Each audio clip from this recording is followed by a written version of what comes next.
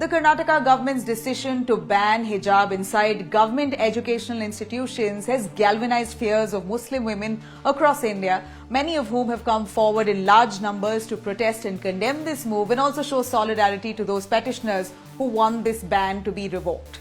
Now, the core of this dispute here lies between the Karnataka government's decision to ban any kind of religious symbol, including the hijab or any religious attire, inside classrooms versus an individual's constitutional rights. Now, even as tensions only escalate in many parts of Karnataka, as we see, it appears that the discussion over choice versus an institution's uniformity is now being widely debated. While protesters and their supporters feel that their rights have been thoroughly violated, that they feel that their rights to freedom of religion has been fully violated, which is enshrined under our constitution. Well, it appears now the Karnataka High Court has a complex case to look at. A higher judge bench is now deliberating on this matter, and after much of the arguments, it's all boiled down to one question. If at all, wearing the hijab is an essential practice in Islam. Now let's understand what the Indian law says about wearing hijab. Article 19(1)(a) of the Constitution states that every Indian citizen has the freedom of speech and the freedom of expression.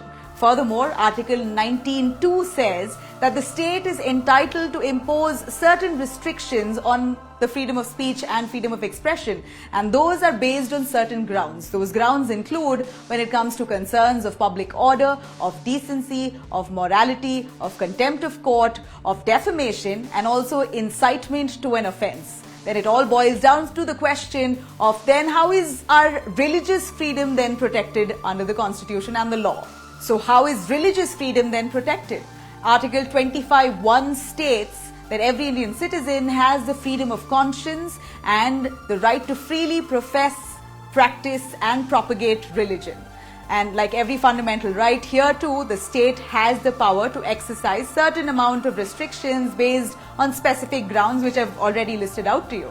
In fact, the Supreme Court is now trying to determine what are those essential religious practices that can be protected under the Constitution. Well, this is exactly where the Karnataka High Court is now deliberating on whether or not wearing the hijab is an essential practice in Islam. Now, the Karnataka government's ban on hijab, only to ensure uniformity inside secular educational institutions, overlooks whether or not hijab is an essential practice in Islam.